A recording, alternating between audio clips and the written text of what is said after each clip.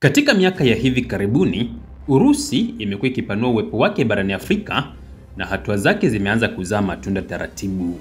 Nchi kadhaa za Afrika, hasa katika ukanda wa Sahel kama Burkina Faso, Mali na Niger, zimeanza kutengwa na ushawishi wa Magharibi, kufungua mlango kwa ushirikiano mpya na Urusi katika nyanja za kijeshi na kidiplomasia.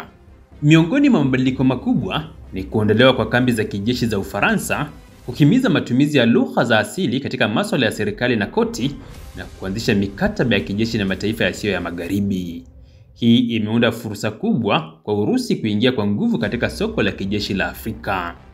Kampuni ya Rosoboron Export inayomilikiwa na serikali ya Urusi na kushughulikia mauzo ya silaha imetangaza mikataba ya kijeshi yenye thamani ya dola bilioni 4 na nchi 46 za Afrika. Mikataba hii inahusisha uzalishaji na usambazaji wa silaha, programu za mafunzo ya kijeshi, usafirishaji wa teknolojia za ulinzi na matengenezo ya vifaa. Alexander Mikiv, mkurugenzi mtendaji wa Rosoboron Export, amesema kuwa nchi kama Rwanda, Uganda, Kongo, Jamhuri ya Kidemokrasia ya Kongo, Niger na Angola zinawawezesha kuwa na uwepo mkubwa kijiografia barani Afrika. Soko la Afrika linaahidi sana, alisema Mikiv, akiongeza kuwa mikataba hii inalenga kuimarisha uwezo wa kijeshi wa mataifa haya.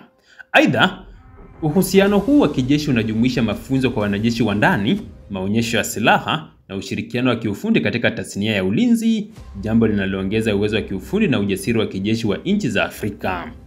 Rosoboron Export imekuwa ikihudhuria maonyesho makubwa ya kijeshi barani Afrika, ikionyesha vifaa vya kisasa kama T-90s, TOS-1A, Smash, M-S, BTR-8A, BTR-82A, Tigre, Typhoon na Cornet EM, pamoja na silaha ndogo kama Kalashnikov AK-100 hadi AK-19, pamoja na miwani ya ulinzi. Kukua kwa uhusiano huu wa kijeshi kati ya Urusi na mataifa ya Afrika kunatokea katika hali ya ukimya wa ushawishi wa Magharibi, ambapo baadhi ya nchi zimechukua hatua za kuondoa uwepo wa kigeni na kukuza sera za kieneo na uhuru wa kitaifa.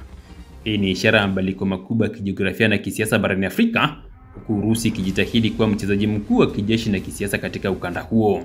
Mikakati hii ya Urusi barani Afrika inadhihirisha jinsi mataifa ya Afrika yanavyotafuta ushirikiano mbadala, kufanya usawa katika ushawishi wa Magharibi na kimsingi kuimarisha uwezo wao wa kujitegemea kijeshi na kisiasa.